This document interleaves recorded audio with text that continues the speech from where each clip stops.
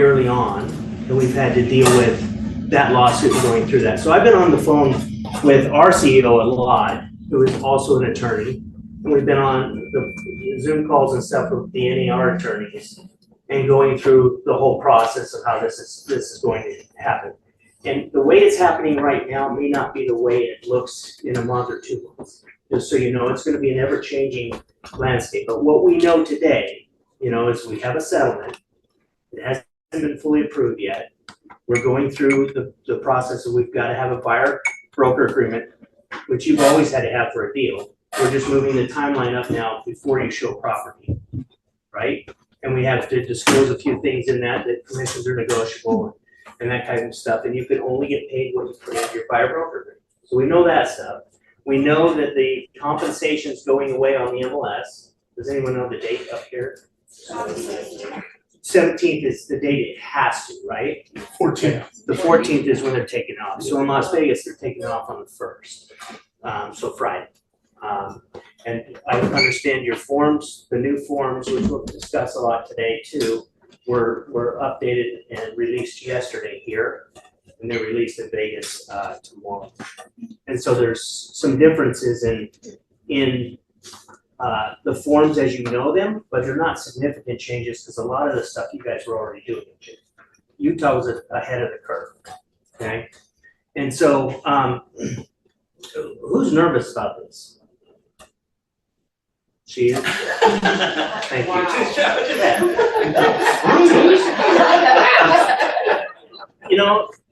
The thing is this is what I'm finding is if nobody's nervous here, you're either just too shy to raise your hand or whatever, because I'm hearing a lot of agents with a lot of concerns.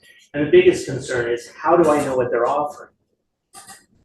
You see what I mean? And so we're thinking the way business is done today, and what we're going to have to do is kind of change our business practice of how it's going to happen. So if you come across the listing now, right, let's say it's the 17th or the 15th, and you pull up some listings to go show, and there's no offers of compensation on it, what do? You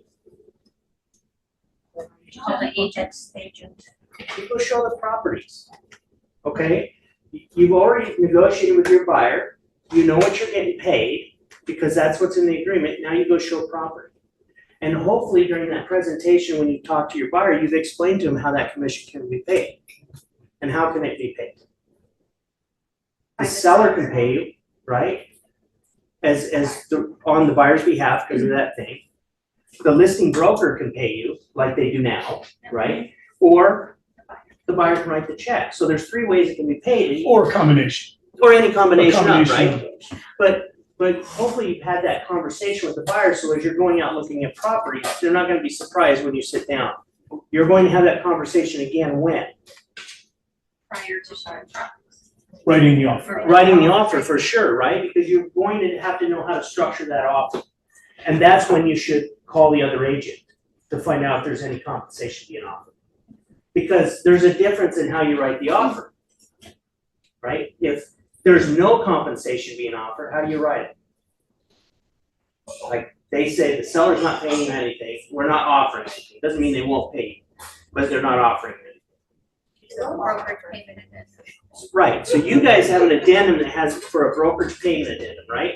And it just says that basically that the seller is going to pay the buyer's brokerage on behalf of the buyer. And so this has nothing to do with the listing side. Most of you already know that because this form you've had for quite some time, right? You've used it. Who's not used that or who didn't know about that form? You may not have used it, but you knew it was there, right? So it's there. So one of the proposed changes to your purchase agreement, the REPSI, is that they're going to put that basically in the contract. So now it's very easy to fill out because it'll be right in there. So you're going to negotiate it right there in the contract for that. So now if you're a listing agent that comes across to you, you're looking at it and you're going to present that to your seller. And what are you looking at? When you break this all down, you're breaking it down to show them what their seller's net is. These are all the fees that need to be here. This is what you're netting. If the net works, we got a deal. If it doesn't, we're going to have to either counter price or some other stuff, right? So if you're the listing agent and somebody comes through and they ask for 3, 3.5, 4, or whatever % in that addendum, or when it's in the agreement, and your seller's only willing to pay them 3 or 2, how do you counter that? With a counteroffer, right? Trick question.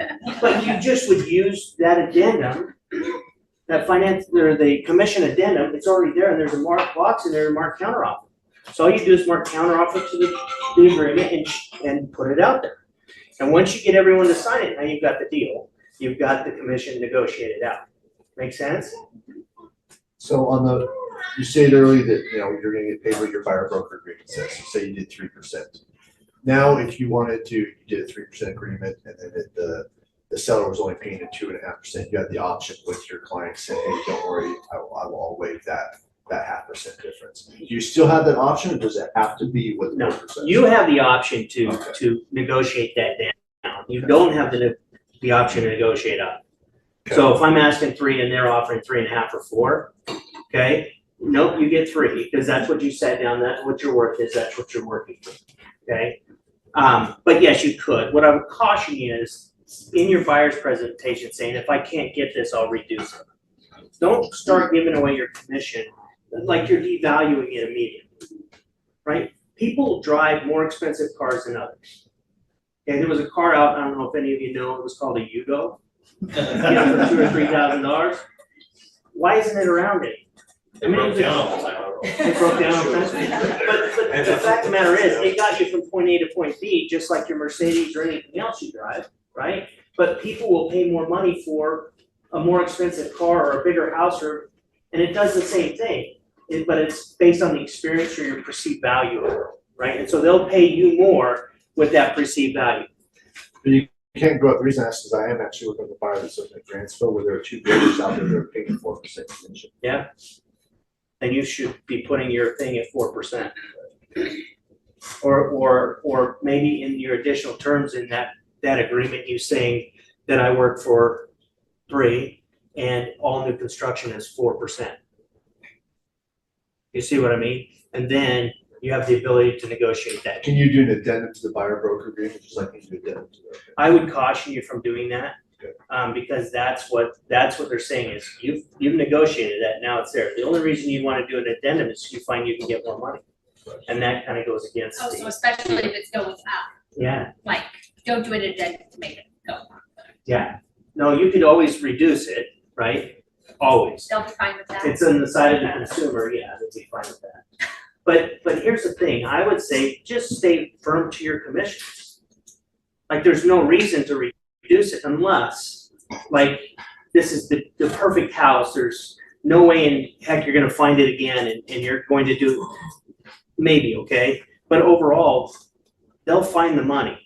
Either the seller, the buyer, the listing agent, somewhere it'll come together where it's there. We're just too quick to always throw our commissions, and that should always be your last resort, if you ever even do it, okay? You work hard, you deserve to get paid for it. Besides the fact there's a lot of liability behind it and everything else. And when we take that liability on, we deserve to be compensated, right? You can get sued for just about anything. You don't even have to do anything wrong, okay? Okay, so if they're not offering, we write it in that addendum and we move forward, right? Or we're gonna put it in the purchase agreement where it comes. Now, if they are offering it, what do you do? Like, you call the other agent up and say, we're offering 3, that's what you're charging your buyer, what do you do? Use the escrow instructions. Okay, and so there used to be a form called the escrow instructions, they just changed it. It's a new name. Yeah, it's a new name, and it is, not that one. It is your real estate brokerage compensation, agreement. Okay, this replaces the escrow instructions, and why this form is very, very, very important is because when they used to put compensation on the multiple listing service, and one of the benefits of joining the MLS was the agreement to share co-op, broker to broker. So when we put it across and we said, hey, we're offering X, the other brokerage knew, we already had an agreement signed through the brokerage or the MLS, so we didn't have to do an agreement every time we did it. The agreement was there, you offered it, we sold it, we deserve it, right? We're compensated. If they didn't pay you, then we filed for arbitration in the board, they went through a process, and then they awarded it, right? And so now that that's gone, there's no contractual obligation between any brokerage to pay that commission. So if I tell you, we're gonna pay you 3, and now we get to closing, and we don't pay you 3, what happens? How do I enforce that? Because maybe I heard 3, but maybe he said 2.5, or we were gonna pay you 3 if it was a full price offer, but it wasn't a full price offer, so we're not paying. So now what do? Now you go to arbitration at the board, but you have no agreement, right? So that's why this agreement comes in, and it's very important because it's signed by both the listing broker and the buyer's broker, right? Or their authorized representative. But it's signed by both parties. So at what point do you fill out that form? Because if you go under contract With the offer. with the Yeah. offer. And they haven't signed this, right? Yes. On the video, and I will just say, there are videos out there, and they're short, it's on Steve, they're maybe 3.5 minutes per video, and they're like on each, there's only 4 of them out there, but they were very clear on this, that it would make sense. You also have the buyer and the seller in the interest of, that's not legally necessary, but because it's on the form, do it. It discloses to them, yeah. Yes, and it's just transparency. That we're submitting Oh, this, so the buyer and the seller sign The this. buyer, seller, and both brokers sign it, right? Or both companies sign it. And so that does it, but she's got a valid question, because if I put this agreement together and I haven't had this signed yet, and you told me 3, and now we go to get this signed and you're saying 2.5 because it's not full price, I don't have this agreement. So when should you get this signed? Because does it make sense to get it signed before you get an offer accepted? I don't know. It'd be nice if it was done that way, but it's probably not. And so maybe in the additional terms in the contract, you would put something, this offer contingent upon both brokerages entering into this agreement at this percentage. But now when you're talking about that, they're talking about putting it on the rep sheet, then that's coming out of, that's part of the seller. That's coming from the seller. Right, This would be coming from the listing brokerage. right, so now let's say hypothetically, I have a listing that I have it at 6%, right? Yeah. With the intention that we would pay a buyer's agent, 3%, but then they send me a rep sheet that says the seller's paying, is gonna pay 2.5% or whatever. Because that's all they asked for. And that's Right. in addition to the 6% Right, but that's from guarantee. the seller, I have the agreement, you know what I'm saying, like, how do we make sure we don't get into muddy waters with all that? there's an addendum to the listing agreements where you have a current listing agreement at 6% because you're going to offer compensation. Right, There's an addendum that will change that to reflect only our listing compensation. So from that point forward, everything would be a new negotiation. So you can see how business practices are gonna change, right? And that's what it is, because each deal is gonna be a little bit different as you go through it. But yeah, there are nuances and ways to work through it to make sure it's done. Because if he brought me an offer and it was in the rep sheet, it's weird to say rep sheet, yeah.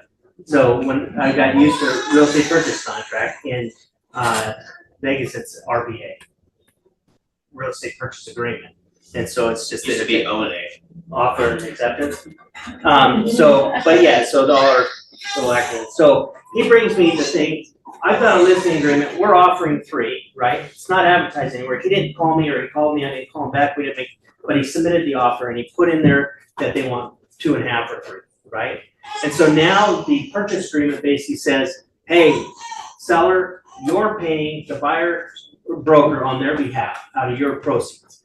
But I have a listing agreement basically saying, I have this and it's gonna come from me. So what do? You see, because they're in conflict, I have the money over here, it's being paid to my brokerage to pay them, but now you're asking them to pay them. And so there's a couple ways you could do it. You could counter that back and say no, and you could send over this other agreement showing we're gonna pay you what you're asking from the brokerage. Or you could just amend your listing agreement with the seller, say, it'll come this way instead of coming this way. But either way, you're gonna have to clean that up. Does that make sense? Because you've negotiated that the brokerage is gonna pay it, but they're asking for the seller to pay it. it's gonna be a little bit wild west from it, how long do you see that going before they finally say, listen, we're just gonna standardize all of this across the board, do you see that coming? So, and I kinda wish Salt Lake would have done this, this is what Las Vegas did. There's no offers of compensation. So their listing agreement has no place for you to offer anything to the other side. And it's very clear in there that I'm asking for 3 or 4, and it's for the listing brokerage and we're not sharing. But they will be coming and most likely be negotiating their share of the deal. So that cleans that up so you don't have the double side. But then on the flip side, the way Utah's doing it makes good sense too, because you're already having that discussion with the seller and you've probably already earmarked some commission, so you're pretty sure that you're probably gonna get that deal done. Because it's kind of worked in there. So there's pros and cons to it. But the way your listing agreement's changed, you can do it either way. You can offer, no offers of compensation, make it come through the RPA, make it clean and just, that's it. You ask for what you want and we'll negotiate it, or you can pull it aside. Just as an aside, this form that we're talking about right now, that compensation through the brokerage, is not an addendum that's numbered. No, because So- it's not It's not attached part to of- the agreement. I agree, but you're saying that you could say, on behalf of my buyer, it's contingent upon accepting this. Yeah. But you'd have to put that into an addendum to make that contingency, or they could sign the Rep C, And not they've got sign accepted and this. this isn't. You would Exactly. hope that they would go on their word and you could get this done. And I think most brokers would, but but what you're really trying to do is make sure you're protecting your buyer, more than protecting your commission, protecting your buyer, that they're not Yes. going to have to owe you that difference in Well, close. that's the tie-in though. They owe me that money. Okay. I have a contractual relationship with them. And so it's in their best interest that it's part of that agreement for that piece of it. And I think the other thing is, it's the difference between the settlement and the DOJ. Yeah. And people got that confused all through this. The settlement had specific terms that says every agent has to do, because you're part of NAR, the DOJ wants to take away co-ops. They don't want us to have any cooperating forms. They don't want a board of realtors to say, here's your purchase agreement.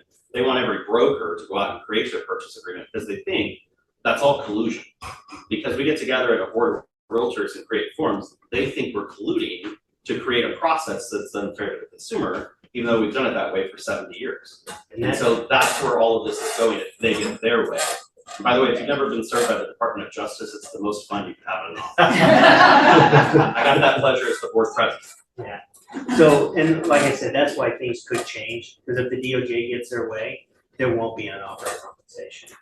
And what that means, it doesn't mean they can't pay, it just means they're not offering. Upfront, there's no offers, you're negotiating.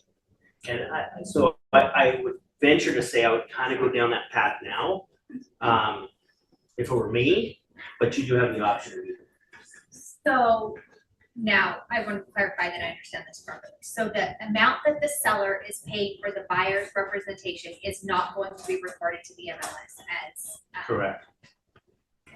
Yeah, correct. And so that, that it's just, now you're looking at things, see, the buyer always paid the commission. Okay, it was built into the sales price. All the prices were based off of commission being paid, Right. right? And so the buyer always paid. Now, it's just gonna be more in their face that they're paying it, right? And now you're going to have comps on the multiple listing service that may have included offers of compensation, and may not have. And so your prices are gonna be a little fluctuant there. But I mean, we'll get through it. But that's one of the benefits of the MLS is accurate information. But now you're not getting it. I don't know if they're gonna require it to be part of putting it in like consideration that was paid from the seller or what. You know what I mean, to help appraisers, but that's kind of a wait and see what happens. So if we have a 6% cooperative listing Mhm. and they call and say, hey, are you paying? We say, yeah, sure. We'll create an agreement for 2.5% of my client. Does that mean we only have to pay the 2.5%? And we get to keep 2.5%? Because on the listing agreement, it says 3% and whatever you put on there that you're offering. Now. Now, will Yeah, change. but that's now, but the new change is now. Now it says you're getting 3, and this is for the other compensation, and they're not together. Like And it's it not, it's says- not covered. On the new listing agreement, it does say up to. So if you have 3% on there as the co-op commission or whatever we're calling it now, it does say on our new listing agreement that they will do up to 3%. But if 2.5% is what's It goes offered, back to the that's seller. what's on there, that's what they pay. That other 0.5% is gone. It doesn't go to like the listing brokerage like you would do in the past, where Okay, we have a 6% and we're gonna offer 3% across the MLS, but they're only gonna take 2.5%, but we're still gonna take that 6% as a listing brokerage. That doesn't exist anymore. okay. They're totally separate now. They're totally separate until you enter into this broker agreement, Yeah. and then it brings whatever you're paying to the other side to our commission, so it comes through us to be paid to them. By the way, that always works in closing costs, like when you ask for it, like I asked for 10 grand, and I didn't do a debt sheet to find out what my closing costs were, and I asked for 10K, and then costs were only 8K, that money went back to the seller, it didn't just go to my client, unless I found a way to use it, which we'll already do that. For more commission. Yeah, but I had an agent over offer and asked for 20K, and it was based on the price, and they only needed 10. My client got that money back, and the buyer got, stuck for it. We tried to work it out, but the agent wouldn't hear of it, and so that happens. Yeah, so you don't get it. Okay. So whatever you put on the listing side, that's yours. Other than that, it's not, so. Okay, so we've got that. So obviously, if they're not offering compensation, negotiate with the purchase agreement. If they are, you put it in this other broker thing, and all brokers need to sign it, and then you have the buyer and seller sign it. That way, all parties are aware of it. And then the third way was how could you get paid if you're a buyer's agent? Third way? From the buyer. And so how would you document that? You have your buyer broker. You have your buyer broker, you give it an escrow, it goes on the settlement statement, it's paid at closing. Right? Makes sense? So as a buyer's agent, you know how you get paid now? Right? And so as you're going through this and you come up with an offer on a listing and they're coming in or however it's going, feel free to reach out to myself, Tony, Jolene, and we'll walk through it and we'll make sure that it's structured properly so that you go through it. Once you go through it a time or two, I think you're gonna be okay. The biggest obstacle is going to be the offers coming into you from the other side. The variable or how they're doing it and how it may or may not make sense. So we may have to be cleaning some of that stuff with a counter offer or an addendum. Okay? How many of you think the settlement was a good idea? Well, it's hard to evaluate because we did things differently in Utah. From a national perspective, it obviously was out of control. I mean, that's the reason why the lawsuit went forward, is the way I see it from a distance. But we basically did all of this through our current way. So I would say it wasn't out of control. It wasn't out of control. It worked, and it worked for a lot of reasons. The out of control part was that a lot of agents didn't even understand the process of commissions. A lot of agents were not really giving a presentation to a buyer and educating. They were just order takers. And that they're victims of a very good market, because you didn't have to be that good to sell a buyer on your services, because everyone wanted to buy a house. And the interest rates were low and everything else, and so it was easy to do, right? People were calling you, your phone was ringing, and you were just taking them out and showing property. The biggest obstacle we had was multiple offers on things and trying to get them into it. We were working hard, we were doing all the stuff to justify our commission, but we never explained it to the buyer, right? And when we would go to a listing, it would be like, hey, yeah, I make this, what do you want to pay the other side? No, the seller never paid the other side. They only paid a listing broker, and the listing broker offered compensation. That was never explained. So when you got consumers out there that don't understand how this works and how it benefits them, you get a lawsuit, right? Well, we got the lawsuit, it started to expand, and then it started going to copycat lawsuits, and it started to go into suing associations, and multiple listing services, and small associations, and brokerages. Okay, what was next? Well, some teams got sued. Some teams that did enough production got sued. And so what would be the next logical thing?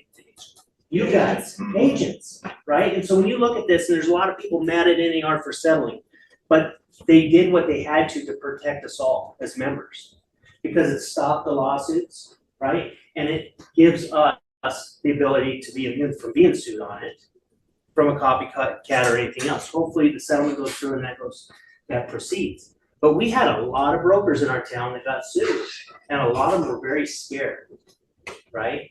And thank goodness we didn't get named in the lawsuit, and I don't know why. In fact, they kept, a lot of my competitors would say, I'm not sure why you're not there. Production-wise, everything else, we're right with them. but we just luckily didn't get named. And very luckily, because being the board president or the state president would have put me in some conflict with some of the stuff we did to help those brokers, because I would have been one of those brokers. So it worked out, right? But they were scared, and all of a sudden you've got to form legal funds and everything else to defend yourself. And yet, I see on Facebook all the time agents just bashing NAR for the settlement, but they did it for, number one, the survivability of them, and number two, for all of us, to protect us. And so if you're a member come August 17th of the National Association of Realtors, you're in the settlement. How do you get out of the settlement? You leave being a member before the 17th, or you violate the settlement, right? So do not put offers of compensation. Do not look for a workaround on the MLS to call me because we're offering to come. Don't play that game. Just be straight up with them. Let them call you. Let them do the thing. They know how to figure it out. The agents, we don't need to put it out there. If you put it out there, you run the risk of losing your membership. I know Northern Nevada MLS, they basically just passed a policy that says if you put in an offer of compensation of any sort into the MLS, you are immediately terminated, your membership is revoked, and you're never coming back. Right? Because it jeopardizes them of being pulled out of the lawsuit too. Right? And they were one of the ones sued in it. And so it's not a game. And this is serious stuff that NAR is working really hard to get us to. Right? I don't agree with having a buyer broker sign at the point of before you show property, but nonetheless, it's here and we're all in the same playing field, so we'll adapt, right? But it is a good thing, and I would hope that you guys would still value the associations and your multiple listing service, because the value of the MLS and the association was not the compensation being offered on the MLS.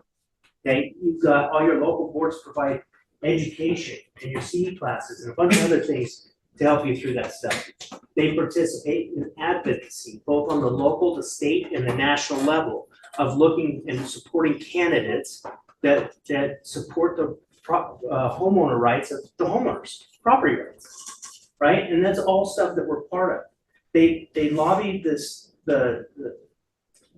they just here in Nevada or Utah alone, I mean, you guys don't have a transfer tax. Like in Las Vegas or Nevada, every time we sell a property, there's a tax paid to the county. Right? How much is it? $5.10 per thousand. Okay, so that's in addition to the cost for a seller to sell their property. You don't have that. They've come after and tried to tax us as the service industry, tax you guys as realtor. You're 1099 employees. They wanted to charge a tax on your commissions. The associations fight that stuff through their lobbying efforts and stuff like that to protect your rights to make the money, but also the property tax and everything else for the consumers out there, the homeowners out there, the amount of money that we save them over time based on the legislative stuff that we battle on a regular basis. You know, and you guys have a great lobbying team here in Utah that work really hard for the realtors and the homeowners to protect their rights. I mean, you guys should be proud to be a realtor.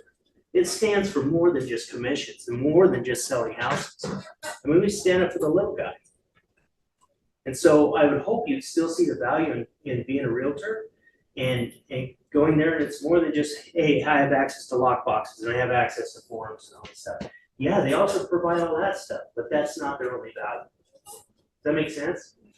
Like really, I wanted to say really get involved and volunteer to the board, but don't. They can choose what you do, but do be aware of what's happening at your association. And elections matter, even as your board of directors and stuff like that. Be involved in that stuff and go to the events that are going to educate you and move yourself forward. That's what it's there for.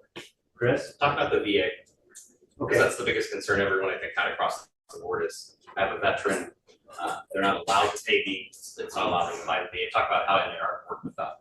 Yeah, so you another benefit from lobbying and stuff like that is the fact that coming in August, I think the 7th or 10th, For 12. 7th or 12th, it will now become able for a veteran to be able to pay the commission to the buyer's agent. Before it was considered a junk fee, the veteran couldn't pay it, okay? There was certain fees they couldn't pay, you know, and one of them was commissions. So it had to come from the listing side. It wasn't a problem when they were offering compensation. It was a problem if you were asking for a transaction fee because the veteran couldn't pay any additional commissions. Had to go into the deal, had to be paid from the seller. And when I was in DC actually in May, they were talking and VA, the head of the VA basically said, okay, that realtors, they don't need realtors. All the information they need is on the internet. Like, why should they have to pay them? And that was their stance. They were not going to allow them to pay. Within 2 weeks of coming back, NAR talked enough and lobbied enough that they are now able to. So now the veteran can have representation because they can pay their agent if they choose to. Okay, so it gives other options. Before, it was basically if they're not offering compensation, you would have to sell that veteran a home for free, or they would have to elect not to have representation. And that's not good. You see what I mean? So they fought to get that done. They've also fought to clarify that your commissions, if paid by the seller, do not count in the allowable costs to the buyer. Right? So if a buyer was asking for closing costs, many lenders, a program might say they can get up to 3% or 5% of allowable closing costs, right? Paid by the seller on their behalf. Well, if you've got the full amount there plus another 3 for you, and your reference is that as closing costs, they're basically saying that doesn't count towards that figure because it's a customary cost that is in your market. See what I mean? And so now you can get the full amount of closing costs they need, plus the seller can pay your commissions. And so they were instrumental in making sure that was clarified. But not everybody knows that yet, so you're gonna run into 50 people that have no idea. Which So is ready funny, for that. because it's always been that way, but it was never clarified and written that way. But yes, I mean, coming up here, he was on the phone with an agent, she says, that hasn't gone into effect yet. Yes, it has, it's been in effect, it is in effect. And so, they're working on all that stuff to make sure, but the big thing was now our veterans can be, represented, and they can pay that out of their costs. Well, veterans don't have any money, that's crap, right? First-time home buyers don't have any money. This is what I'm hearing from my agents down in Vegas. You know, well, they don't have any money. Well, yes, they do. They just they don't understand the value of actually paying it yet. Like, how did you get them into a home before? They had to have closing costs, or you had to be able to negotiate closing costs in. Right? Same thing. So we're able to work it. You're just gonna have to show better value to them. Not that you weren't providing good value. They just have to see it. And how do they see it? How do they know your value? You have to tell them, right? So, when we negotiate with the buyers, the 3% or whatever, can that be financed or is that an out-of-pocket expense for them? So the answer is yes and no, okay? So the answer is no, it can't be financed separately, right? So you can't go, okay, the purchase price is $350,000 and this is the deal, and we want another $9,000 on top of that and they'll finance that set. No. The only way to finance it is to include it into the purchase price. So if you have to add $9,000 to your purchase price to include it in, that's the only way to do that, okay? So yeah, they can't finance it separately. I thought it would make great sense if lenders would allow that, right? That it's just another cost that could be financed into the loan, but they're saying no, absolutely not. Are we seeing how this might affect appraisals? That you're going to have, that's going to be an unintended consequence because some homes will have commissions wrapped into the price, some homes won't, and it's going to be all over the board. But appraisers won't know which homes had it wrapped in and which homes didn't, because it's not gonna be recorded as a concession. I think that's more short term. I mean, the next 4 months, cycle through all the homes that are currently on there now. And then it will start to reflect over the course of time what the offers are. Yeah, but if you sell your home to me at $350 and it included Yes. compensation, he sells another home at $350 and it didn't, which one actually netted more money and which one is actually a higher price? Well, that one is. And so then if you think about it, if that one was there and you put that on top, it would have been higher. And so they're not equal. That's why the MLS used to ask what compensation, or concessions were. So if you got 350, but you gave 10,000 in concessions, they back that out and basically say you got 340. Are they not gonna be posting that anymore As either? far as I know, they're not. Not the commission part, but No, I closing think part. concession. Yeah, not the commission part. And they may adjust that down the road to say they want to know what concessions are and you lump it all in. Yeah. I don't know. We'll see. By the way, every agent had to get paid because they have an obligation and agreement with their client.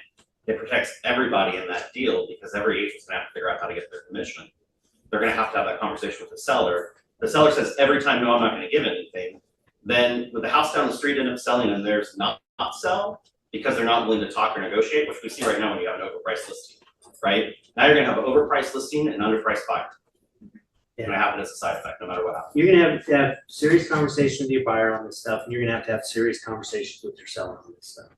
And they're gonna need to understand that if they are not willing to offer any compensation at all, and they're firm on that, they're going to shrink their buyer pool. Because there are a lot of buyers out there that don't have the cash to pay all their closing costs plus that commission. And those are real costs that are in the deal. And so they're going to have to work them in, or they're gonna go someplace else and buy someone else's house. And so we have to have those conversations with our sellers, yes.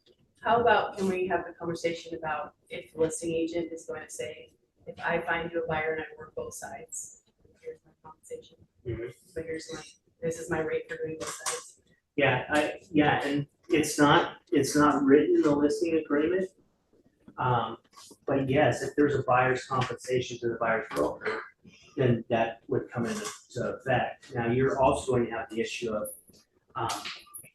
if you're a listing agent, you're going to have more buyers show up, I believe, at least in the short term. Because everybody's gonna be asking for a buyer broker agreement before they even look at a house, right? And most people aren't gonna sit down with them and give them a buyer's consultation and explain to them why. So they're gonna build up this wall and say, I'll just go listen. So now they're gonna start calling you off your signs, and they're gonna come directly to you. So you're gonna be put in a position of dual agency there, or limited agent, and having to work through that. But you don't, I just showed my listing to some buyers that called on my sign. And I'm under the understanding that you don't have to have the buyer's agent to show your listing to. Correct, and that's why they'll go directly to the listing agent, because you can show it, because you represent the seller and you're doing the service to seller. Same thing in an open house. You're holding the home open. You don't have to have everyone that walks in that door sign that, because you're there for the seller, right? Now, if they say, I wanna go look at a home down the street, or you offer, then yes, you need to have something. But when they're coming to you now, you don't have to represent both sides. Like, you literally don't. You can just represent the seller. And this buyer can come in as an unrepresented buyer and purchase the home, right? Or you could represent them as well and put you in the dual agency there. So those are conversations you're gonna have to have too. Now, if I represent somebody, right, there's gonna have to be compensation for that, because I'm not going to represent the buyer and the seller for my listing. Like, they're going to have to pay me if they want that representation. So now I think you're going to deal with a lot more saying, well, I will pay you, just write the deal, right? You represent the seller, and I'll buy the house to save that money. Now, can you write the contract for them? For the buyer? No. If you don't represent them? No. Not even because you represent the seller and you're put the deal together? I wouldn't, I don't know what the law is, but no. There's the better answer, right? Yeah. You could, but when you start to fill that contract out, what happens? Right. You've got an applied agency, and you also raise your liability on the whole thing, because you're putting it together. And errors in any contract are go to the drafter. And so that puts more liability. So I probably wouldn't. I'd probably give them the form and tell them to fill it out, and then clean it up with addendums and stuff when it comes in. But you're going to see more of this.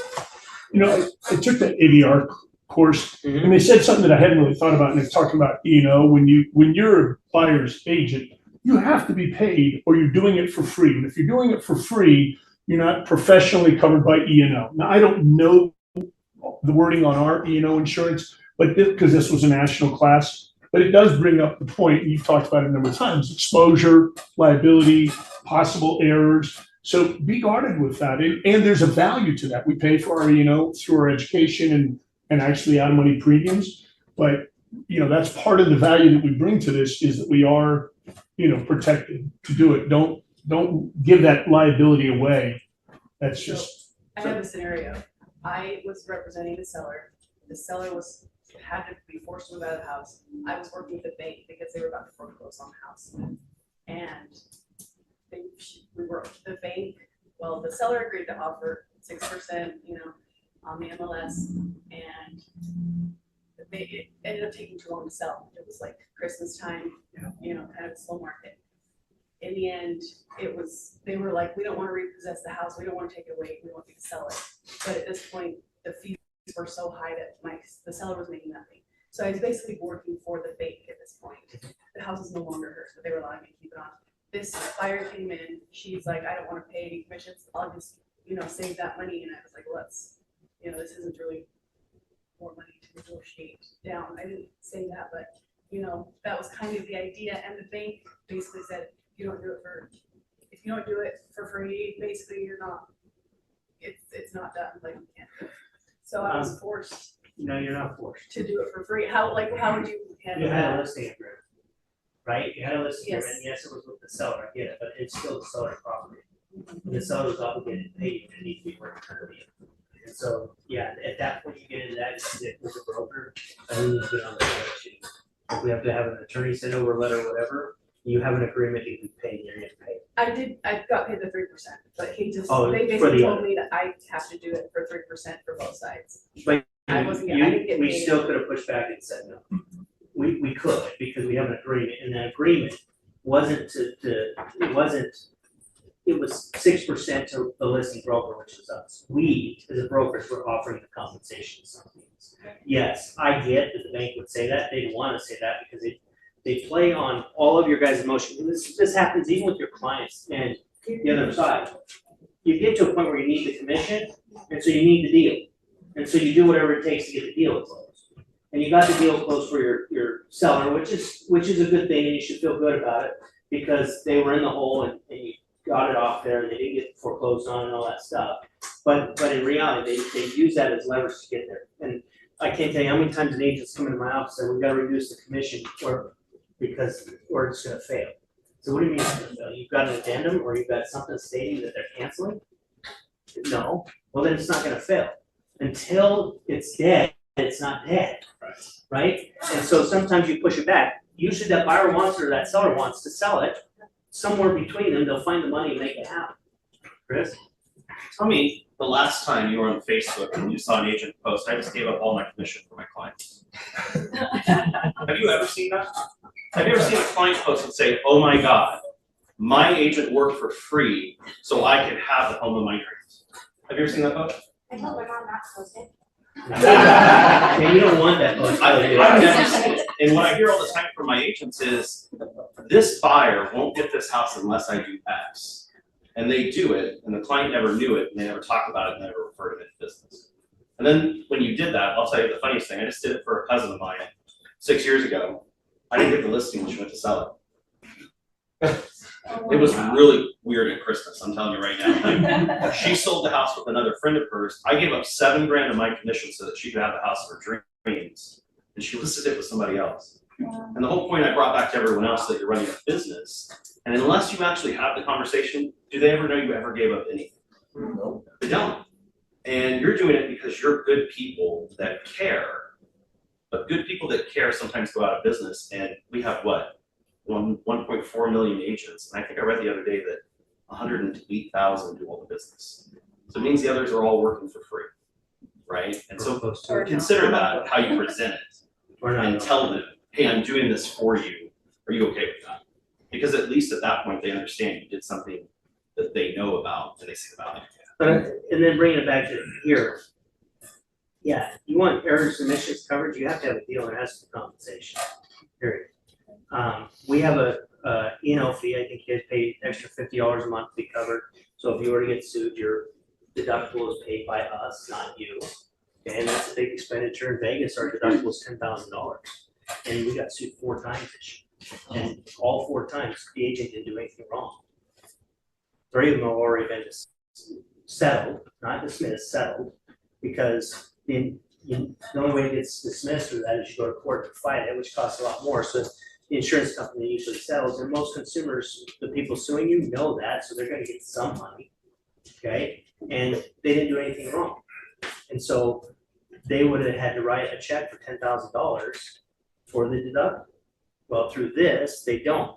We just took care of it, paid the attorney's fees up to the $10,000, and then E&O took it after that. But I'm gonna tell you, we're not gonna pay it if we didn't receive any compensation on it. I mean, we're not taking on that liability. I don't know why you would. Because when they sue the brokerage on it, they sue you too, personally. And so the E&O will cover you if you get compensated and your file's done and everything's right, you didn't do anything to do with fair housing, like if discrimination, those kinds of things are not covered under E&O. But most things that you get sued for will go under E&O and you'll be covered. But you have to be compensated. I mean, why are you in business? Just to help people buy houses and not get compensated for it? I hope not. Right, Tony? Brennan, I wanted to go back to when you gave the example of as the listing agent, you have an unrepresented buyer come in, and yes, you could give them the contract. But what you need to understand at that point is on your limited agency, that is a slippery slope that you can lose control of so quickly. Because as soon as you give them the form and then they say, what do I do? How do I fill this out? You know, right there, you're already slipping into implied agency. Don't tell them how to fill it out, but here's the beautiful thing about Utah. Your rep sheet is not provided by your association, and it's not trademarked by your association, so they can get the form from the state, the state of Utah. And so you don't have to actually give them the form, just guide them to where to go get it. Exactly. Right?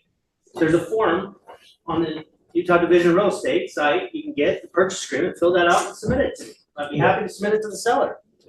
Right? So you don't even have to do that. See, in Vegas, ours is developed by our association, it's trademarked, and the only way they can get it is the agent to hand it. Okay, so you guys are in a better position there too, as well. But yes, don't sit there while they fill it out, don't answer their questions, just tell them to do it as best they can and submit it, and you'll present it to the seller, and any issues you'll clean up on it with an addendum. Okay, and then it comes from them, and then you're representing the seller when you go back. Okay. So the forms, you also have a couple addendums that come out. One is an addendum to your buyer broker agreement, and one is an addendum to your listing agreement. And these are put out to adjust or alter the listing agreements and buyer broker agreements that you have already signed prior to the 17th. Okay, because there's some changes in there, because I think the listing agreement basically states, the current one states that you're gonna advertise across the local listing service. Well, now you're not. Well, you're gonna put it there, but you're not gonna offer compensation across it. So that cleans that up. So there's 2 addendums in there, so anything you have open, okay, that isn't on the new forms come the 17th needs to have this addendum signed by your seller or your buyer. And so what I would say, your new forms are out now, make sure you're using the new forms moving forward. August 4th. August They come 4th. out August 4th. 14th is when. No, Your yeah. forms are out. Oh, forms are out in Only sample. the samples. Oh, just the Only- sample. Yeah. Okay, I think it's the 4th that The 4th, they're gonna officially release it because they're smart, they're not doing it on a Friday, If, right? if I So understand next correctly, I'm under contract currently that will clearly close after this. That contract, compensation, everything is in place.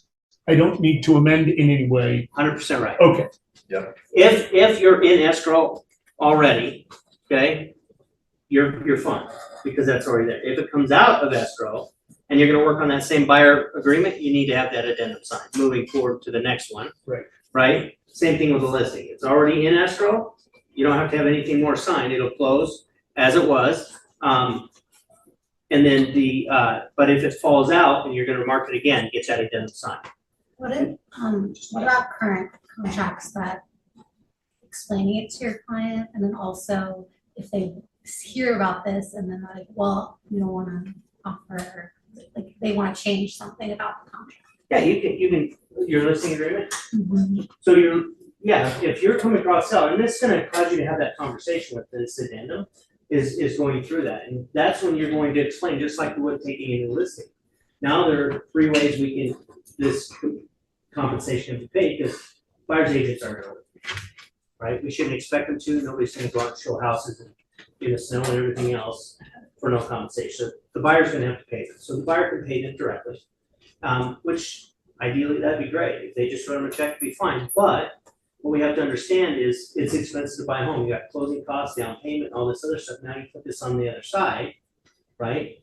They may not be able to do it. One way we can make it so they can actually buy your house, and we can have all the buyers look at your house, is to offer it some way into the deal. Okay, so there's 2 ways that can be done. We can just say, hey, right now, we're going to offer X, or we can say, we're not gonna offer anything, but they're welcome to ask for it when negotiated in the deal. But what we have to understand is it's gonna have to be included in the purchase price. So when we get an offer, we're gonna do a net sheet, we're gonna come up and you're gonna evaluate offers based on your net, not the purchase price. So you'll have those conversations, and then they should feel better about it, because you're going to have people hear about it and they're gonna say, oh, well, we don't have to pay commission anymore. No, that's not true. You just can't advertise that you're paying commission. Make sense? But you're still going to have to, the commissions you're gonna still have to be working with something. Okay, we can do it through the brokerage, or we can do it directly through you. But yeah, we're gonna have to do that. Has anybody had those questions from sellers or buyers already? I've had that conversation and it was that simple for a listing to tell them they're going to ask for it. If you just mentally prepare for that. I mean, it's a current listing, so it's actually advertised, but I even told them, I said, come the 18th, the landscape's gonna change, 17th, it's gonna change. And he was good with it all the way through. Yeah. He understood the way it was Come gonna go. 17th, we're gonna sit down, we're gonna have the discussion again with this addendum, and we're gonna decide how we're gonna move forward. Are we offering compensation, or are we not? Right. And my recommendation is whatever you were doing before, you continue to do. You see what I mean? Because you'd already come to terms with doing that.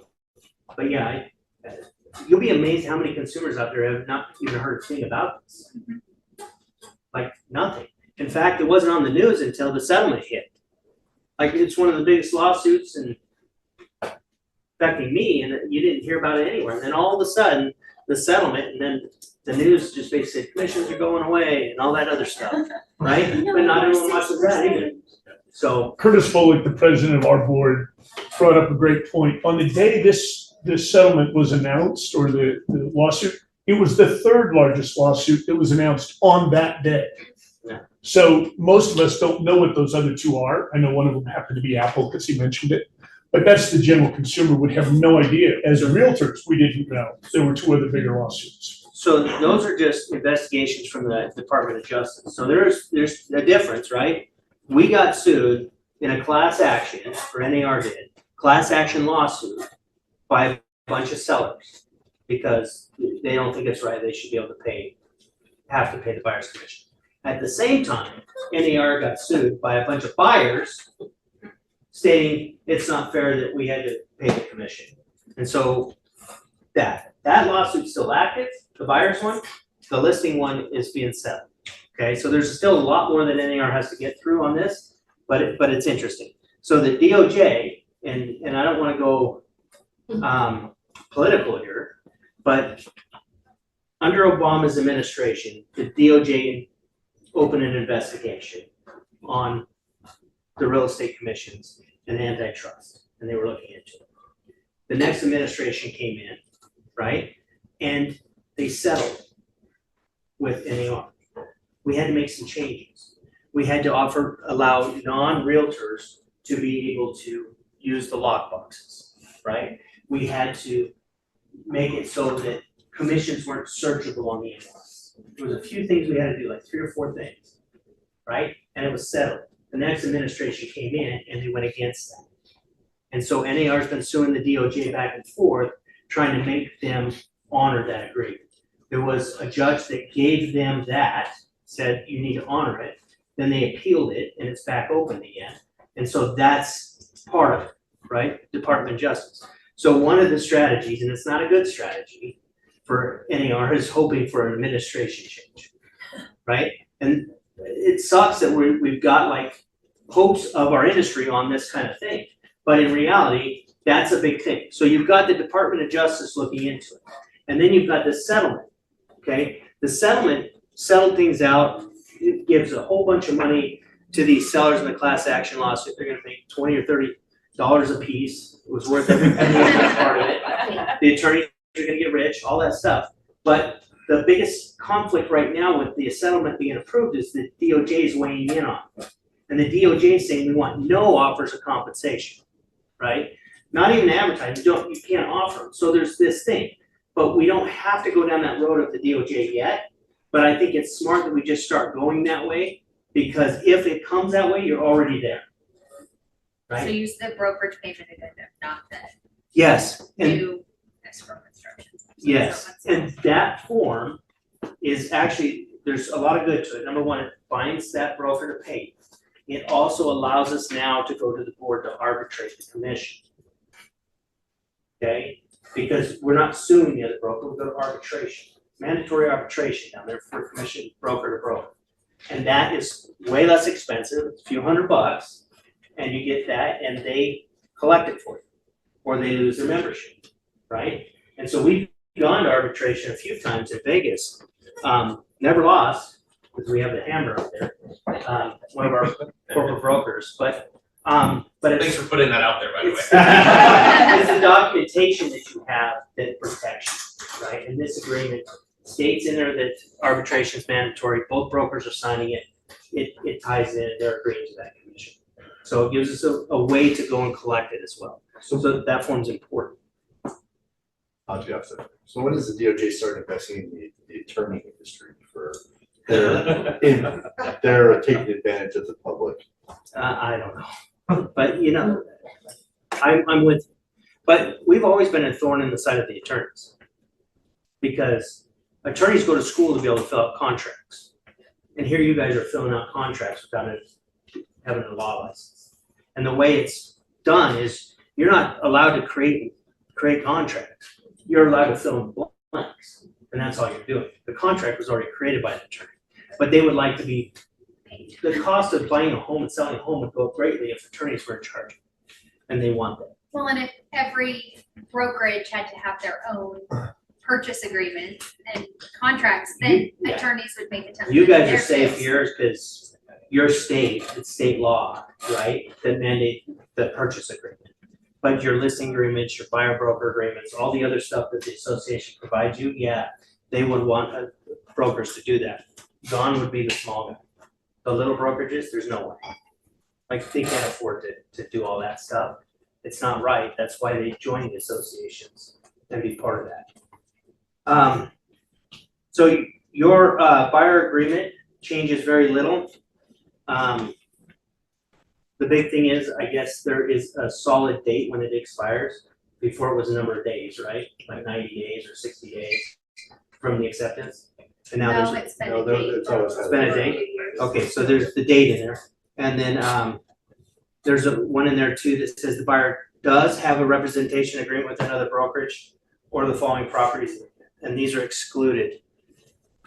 So as you're having conversations with these buyers, right, they may have looked at properties or entered into an agreement with somebody that just says, I will pay you if you show me something and I buy that. Right, so I've looked at 10 properties, and now I come to you and you say, do you have an agreement? Yeah, but it was only for the properties they showed.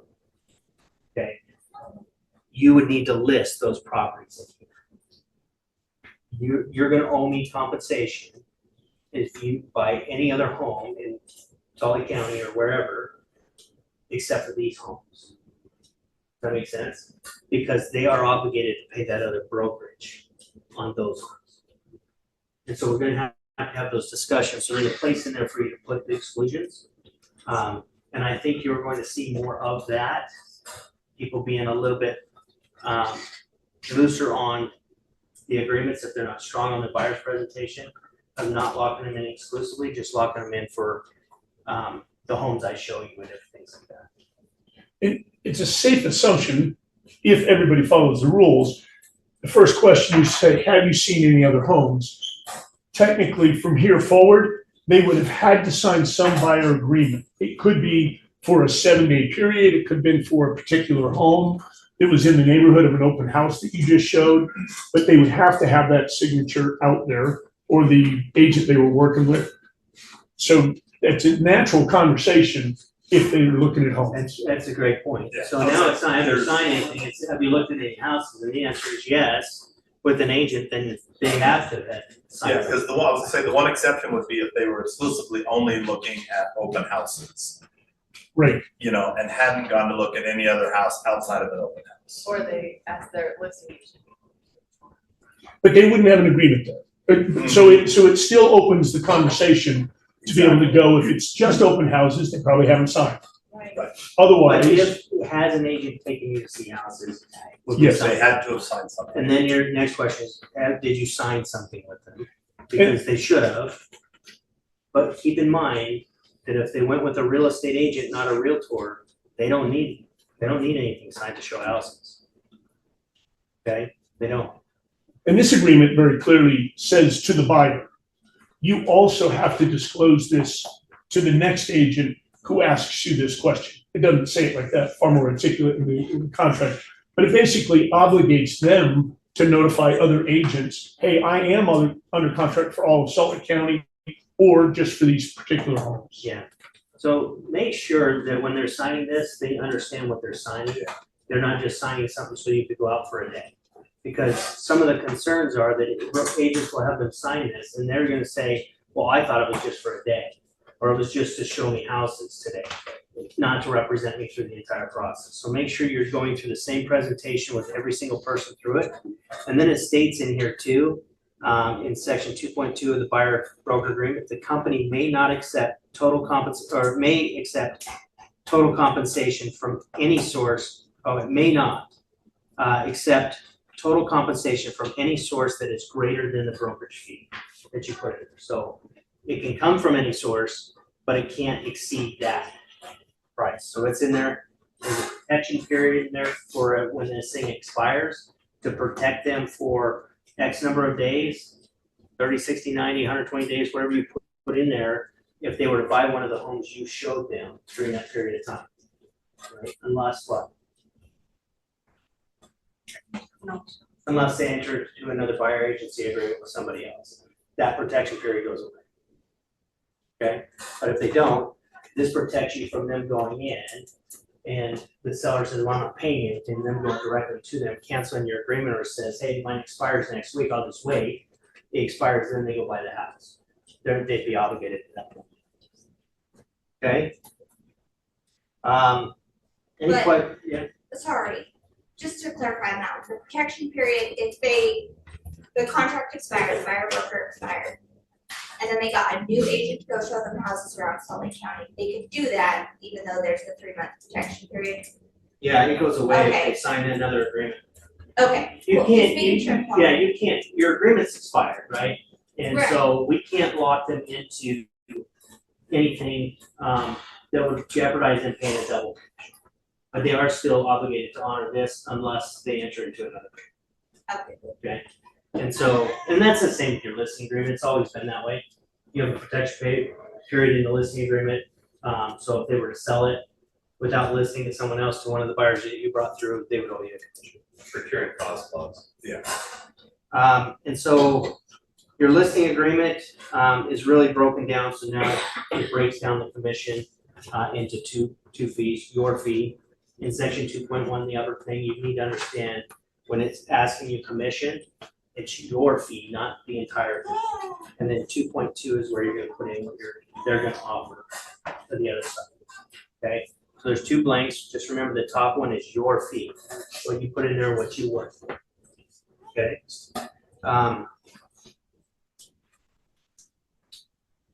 Have you guys all looked at the sample forms?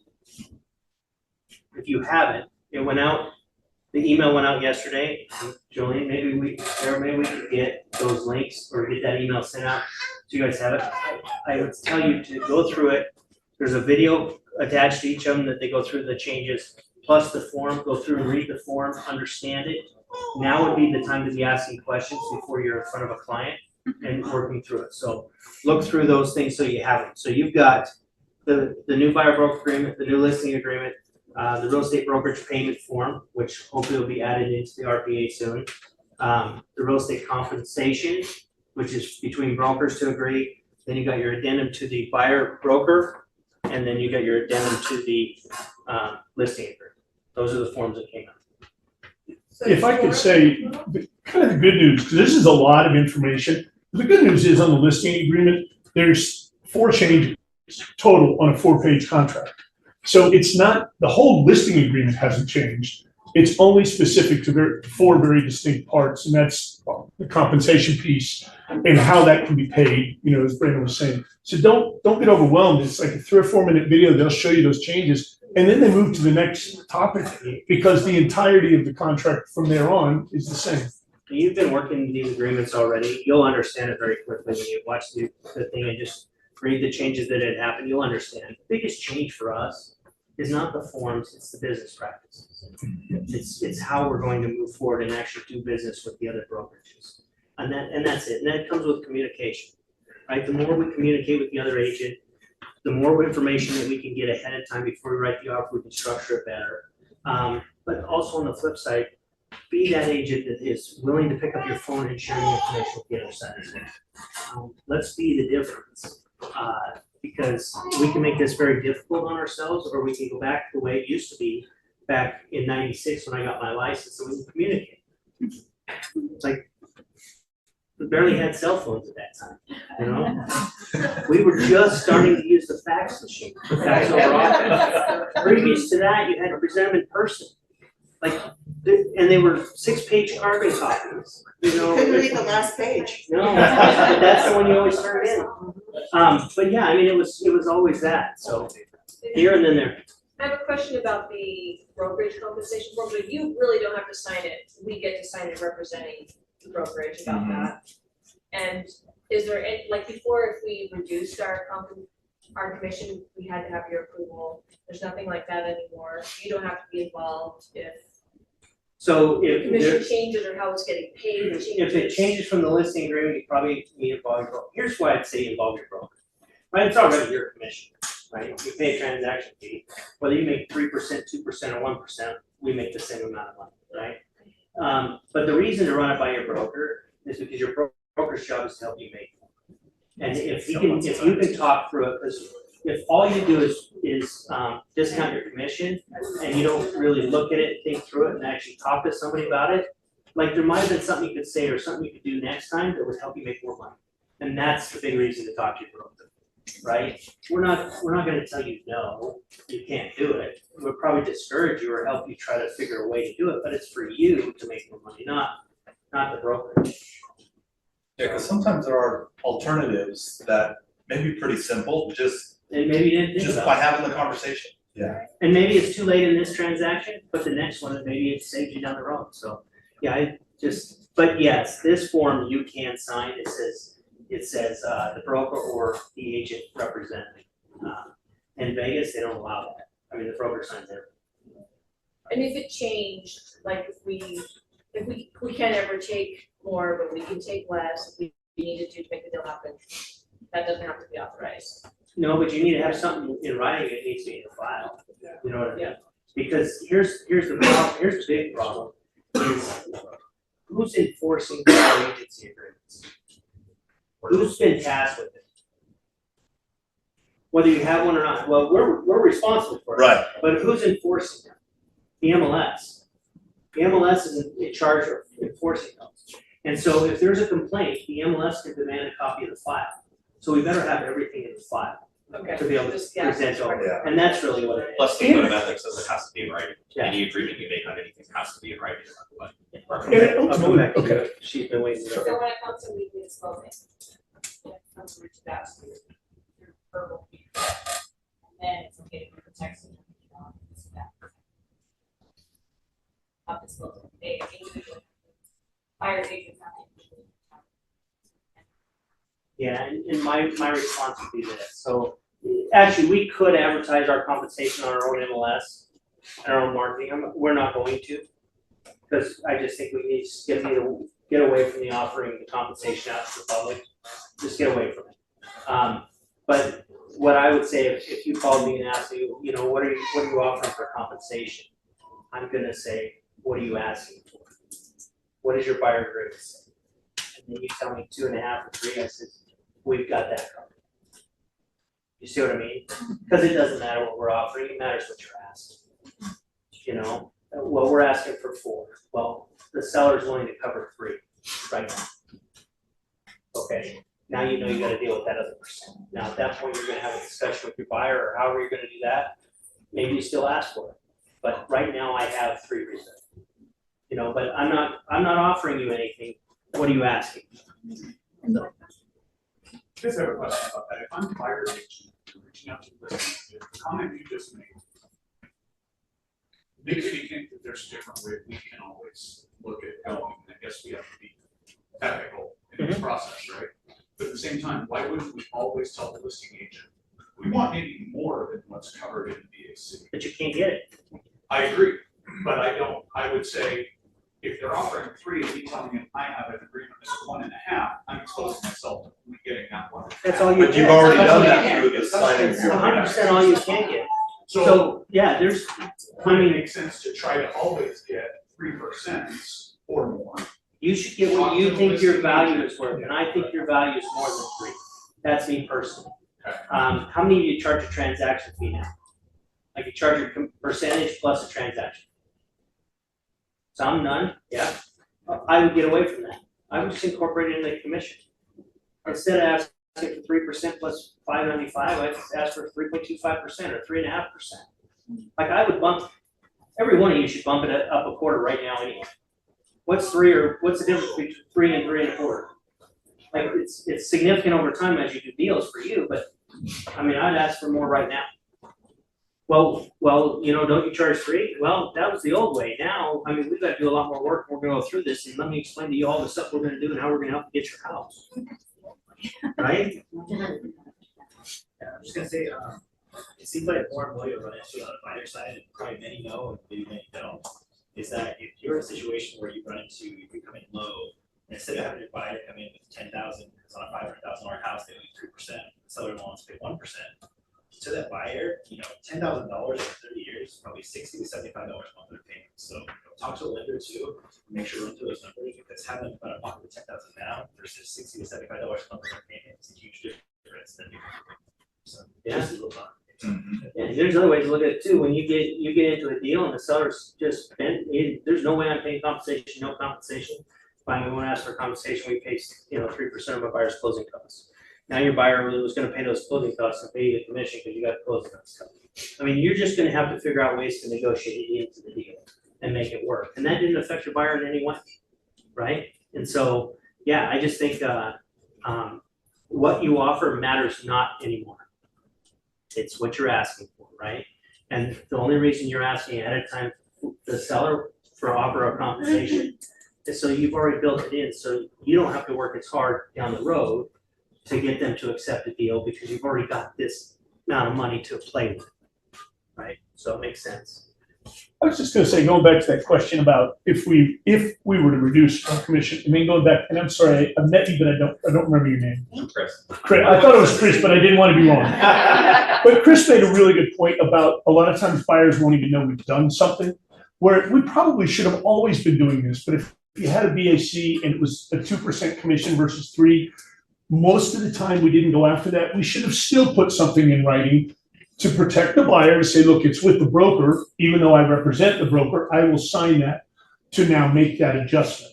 So there should always be in writing, because it also then gives an opportunity to be able to show what you've done, that you've made that concession. It's a great point. And you look at it this way too, if somebody asked you to reduce your commission and you said yes and you reduced it, then it's you, right? You were charging them, you reduced them. And if you said, well, you know what, I can't reduce it, but I'd be willing to, you're willing to do it, so you say, but I'm willing to go to my broker and see if my broker will, if I can get him to reduce it, right? Then you go talk to Tony, you go through the process. He either helps you through that process and you go back and you negotiate and keep it, or you decide, hey, I'm giving it up, single mom, whatever, I want to contribute back, I want to make this deal work, whatever it is. Then he signs off on it and you go back and go, great news, I went to my broker, I must have got him in a good mood that day. I got it. And now you get the benefit of actually going and arguing for them. Does that make sense? Right. So, okay, so that's about our 90 minutes. Does anyone have any other questions? Or is anyone more confused than they were before? Yeah, so just on Matt's point, if we did want to bring it down to whatever the seller was asking, is there an addendum that we would use for that? Or some way of putting it in writing? Yeah, I mean, put it in a Word document. Because why not make Oh, our buyer's agreement 10%? And then bring it down. Because you're gonna have to sell that buyer on 10% up front. Now, if you can, then absolutely. But what I don't want you to say is, we're gonna ask for 10 so I can get as much as I can, right? And then I'll reduce it to whatever they're offering. That's not the conversation we wanna have. That's trying to find a workaround and a solution. You have value, right? You're the professional. What do you charge? Charge everybody that same price. You can always negotiate it down, but start at that same price for everybody. It'll keep you out of trouble. You know, and that's what we've talked about a lot, right? Is about, how do we define our value to our clients, okay? Because if you're not doing that, then you have literally nothing to defend yourself, regardless of what that amount is. So you should know, what is it that sets you apart from other agents, right? And what is that value? And that's what you should be able to communicate to your clients, okay? It's the difference, going back to your Yugo conversation, if you're going in to buy a Mercedes and they're like, well, our price is this, you're like, well, I can get a Yugo for this, well, great, maybe you should go buy a Yugo. And that's the thing, is that if you don't have that clearly defined what your value is, you're not gonna have a way to defend. If you've got them in to sit down in front of you for a buyer's consultation, you'll get them to sign with you at the price you need them to sign. You just gotta go through the process. No different than you do on a listing presentation. You now have to have a buyer's presentation, okay? And do you guys all have a buyer's presentation? If you don't have it all put together, send me a message in the signature app, and I will send you the listing presentation, the buyer's presentation branded with stuff that you can use. I would say add on to it, make it your own, but it at least gives you a starting point, okay? It's just Brandon Roberts in the signature app, and then I'll send them over to you, okay? Any other questions? And no, if you do have questions, I am in the app, and you can reach out to me. Tony and Jolene are here. Ask them anything you want. You can reach out to me. Chris is actually in the app too. That's shocking. The whole company is, so it's a good thing. Okay? Yeah. I was just gonna say, print out the forms, there's 5 or 6 of them, and then get on those videos. And whatever confusion, and there's a lot, I mean, if you're not looking at it, they'll address probably 90% of it, and then there's people who will be able to address the others. Yeah, I don't think you'll have problems with forms once you watch those videos, like you said. I think the next thing is just business practices, and that's what we'll take you through that. Once we get through a deal or 2, 3, 4, 6 months down the road, this will all be in the past. Okay? All right. All I got. Thank you, I got Brandon. one more.